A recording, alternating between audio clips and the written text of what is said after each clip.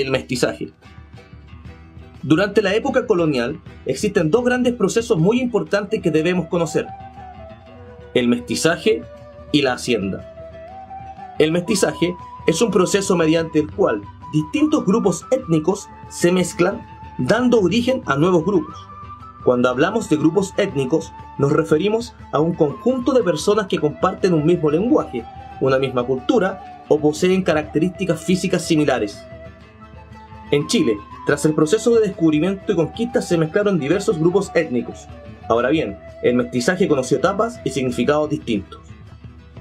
El mestizaje tiene su origen en el emparejamiento de españoles con mujeres mapuches y, de forma contraria, de hombres mapuches con mujeres españolas, principalmente picunches. En un primer momento, se dio en mayor medida el primero de los casos, pues no había muchas mujeres españolas en el continente americano. Esta situación sufre un cambio a finales del siglo XVI, con la llegada de muchas mujeres provenientes de España y con la delimitación del territorio controlado por los conquistadores tras la rebelión de 1598. Recordemos que ese año los indígenas se levantaron contra los conquistadores, siendo la principal consecuencia de esto el establecimiento de la frontera en el río Biobío, razón por la cual el contacto entre españoles y mujeres indígenas fue mucho más limitado. Se cree que hacia principios del siglo XVII la población total del Reino de Chile era de unos 300.000 habitantes. Para conocer el número de personas que vivían en Chile durante este periodo, los historiadores han recurrido a diversas fuentes de información, como las matrículas de encomienda y los archivos parroquiales. En estos archivos se puede conocer la cantidad de indígenas que correspondía a una encomienda y los que habían sido bautizados. Asimismo, se utilizan los padrones milicianos, que registraban a los hombres de entre 15 y 45 años de edad no indígena que debían integrarse a los grupos de milicias para defender las ciudades de los ataques araucanos. Es importante destacar en este sentido que los indígenas que estaban luchando contra los conquistadores no podían ser contabilizados. En el año 1778 se terminó de realizar el primer empadronamiento general de la población.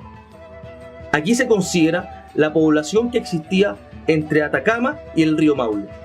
En este registro se estableció que había 259.646 habitantes, compuestos en un 73,5% por blancos, un 7,9% de mestizos, un 8,6% de indígenas y un 9,8% de negros. Un segundo proceso de relevancia fue el desarrollo de la hacienda. Se denomina hacienda a una gran porción de tierras cuya propiedad recaía en un hacendado y en donde cierta parte estaba destinada a la producción agrícola.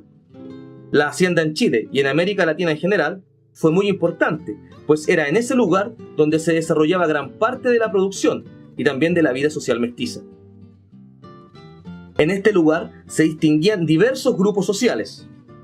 El propietario de la hacienda era considerado como el patrón. Luego de este, encontramos a los denominados mayordomos, quienes eran los encargados de las labores de administración de las tierras y la producción. Al final, se encontraban los peones e inquilinos. Ambos eran campesinos y empleados que se encargaban de todo el trabajo dentro de la hacienda, pero su principal diferencia estaba en que los inquilinos trabajaban y vivían en la propiedad patronal.